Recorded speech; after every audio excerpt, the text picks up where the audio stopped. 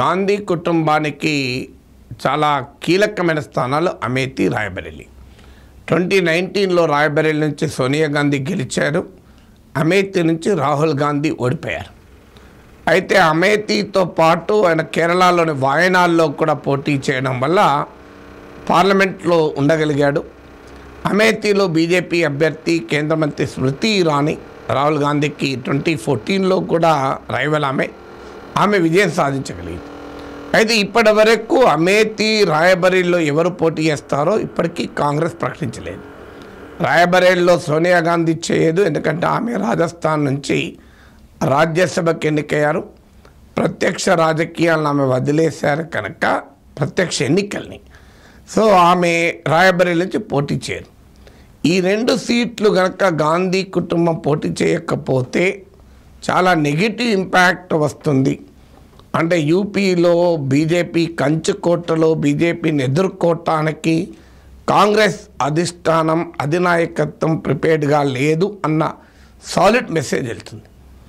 అదే సమయంలో అమేథీలో మళ్ళీ పోటీ చేయడం, గెలిచే అవకాశం ఉందా, ఈ ప్రశ్నలు ఎదురవుతున్నాయి. ఈలోగా ప్రియాంక గాంధీ రాయ్బరేలీ నుంచి పోటీ చేస్తారన్న వార్తలు కూడా వస్తున్నాయి. అయితే ప్రియాంక గాంధీని ఖమ్మం నుంచి పోటీ చేయమని, ఇతర చోట్ల నుంచి కూడా పోటీ చేయమని కర్ణాటక నుంచి ఆహ్వానాలు వచ్చాయి. సోనియా గాంధీకి వచ్చాయి, రాహుల్ గాంధీకి వచ్చాయి, కానీ వాళ్ళు ఏది కన్ఫర్మ్ చేయలేదు. సో ఇప్పుడు కేరళ నుంచి వాయనాడ్ నుంచి రాహుల్ గాంధీ నామినేషన్ వేశాడు. అక్కడ ఆయన ప్రత్యర్థి బీజేపీ కాదు, ఇండియా కూటమిలో మిత్రపక్షమైన సిపిఐ నాయకురాలు అనీ రాజా వాయనాడ్ నుంచి రాహుల్ గాంధీపై పోటీ చేస్తారు. సో ఇప్పుడు అమేథీలో రాహుల్ గాంధీ పోటీ చేస్తాడా చెయ్యడా అనేది ఇది ఒక ప్రధానమైన అంశంగా ముందుకొస్తుంది. అయితే ఇప్పటి వరకు రాహుల్ గాంధీ క్యాండిడేసీని, అభ్యర్థిత్వాన్ని కాంగ్రెస్ ప్రకటించలేదు. ఎందుకు మరి ప్రకటించలేదు అంటే దీనికి రకరకాల వాదనలు వినబడుతున్నాయి. అమేథీ నుంచి ఈసారి రాహుల్ గాంధీ పోటీ చేయకపోవచ్చు, వాయనాడుకే కన్ఫైన్ కావచ్చు అని.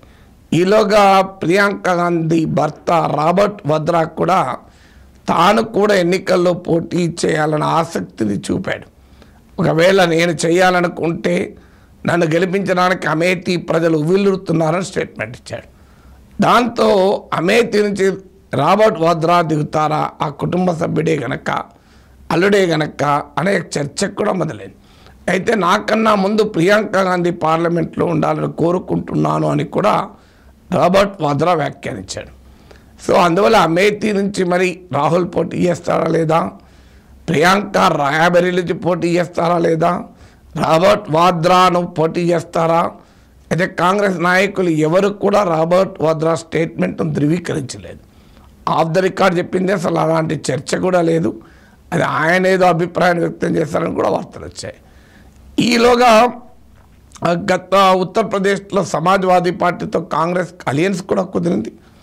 అందువల్ల పోటీ చేస్తే ఇబ్బందిగా ఎంత మేరకు ఉంటుంది అని సమాజ్వాదీ పార్టీ మద్దతు ఇవ్వకపోతే ఇబ్బంది అయ్యేది. గతం నుంచి కూడా సమాజ్వాదీ పార్టీ ఈ 2 సీట్లలో గాంధీ కుటుంబానికి సంబంధించిన సీట్లో పోటీ చేయదు. దానికి ప్రతిగా ములాయం సింగ్ యాదవ్ పైన కాంగ్రెస్ పోటీ చేయదు. పొత్తు ఉన్నా లేకపోయినా ఇది ఒక అన్రిటర్న్ అండర్స్టాండింగ్. అయితే ఇప్పుడు తాజాగా వస్తున్న విశ్లేషణ ఏంటంటే కేరళలో ఎన్నికలు ముందు ఫేజ్లో వచ్చాయి యూపీ ఎన్నికల కన్నా. అందువల్ల కేరళలో ఏప్రిల్ 26న పోలింగ్ ఉంది. సో అప్పటిలోగా అమేథీ నుంచి కూడా రాహుల్ గాంధీ పోటీ చేస్తానని ప్రకటిస్తే వాయనాడ్లో ఓటింగ్ పైన ప్రభావం చూపవచ్చు. ఎందుకంటే అమేథీ నుంచి రాహుల్ గాంధీ పోటీ చేస్తున్నాడు అంటే వాయనాడ్లో గెలిచినా ఉంచుకోడు.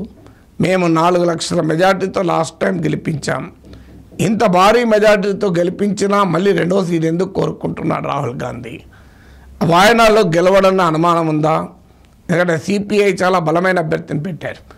వాయనాడ్లో లెఫ్ట్ డెమోక్రటిక్ ఫ్రంట్ తరఫున సిపిఐ అఖిల భారత ప్రధాన కార్యదర్శి రాజా సతీమణి, సిపిఐలో మహిళా ఉద్యమ నాయకులైన అనీ రాజాను అక్కడ అభ్యర్థిగా పెట్టారు. అందువల్ల అదేదో నామక వాస్తే పోటీ కాదు. Left is seriously fighting Rahul Gandhi. Rahul Gandhi అసలు వాయనాడ్లో కేరళలో పోటీ చేయడమే కరెక్ట్ కాదు అని లెఫ్ట్ వాదిస్తూ వచ్చింది. బీజేపీకి బలం ఉన్న కోటల్లో దిగుకోవాలి, కానీ బీజేపీ లేని వాయనాడుకు వచ్చి పోటీ చేస్తే ఏంటి అని లెఫ్ట్ ప్రశ్నిస్తూ కూడా ఉంది. అందువల్ల ఈ వాతావరణం బహుశా ఏప్రిల్ 26 వాయనాడు ఎన్నికల తర్వాత రాహుల్ గాంధీ అమేథీ అభ్యర్థిత్వాన్ని కూడా ప్రకటిస్తారు. అమేథీ నుంచి రాహుల్ గాంధీ మరోసారి పోటీ చేస్తాడు అనే వివరణ కూడా వస్తుంది. చూడాలి అమేథీ రాయబరేలీలో గాంధీ కుటుంబ సభ్యులు పోటీ చేయడము చేయకపోవడం అనేది బీజేపీని ఎదుర్కోవడంలో కాంగ్రెస్ ముఖ్యంగా ఫస్ట్ ఫ్యామిలీ ధైర్యం ఏ మేరకు ప్రదర్శిస్తుందన్న దానికి ఒక గీట్రాయిగా మారింది.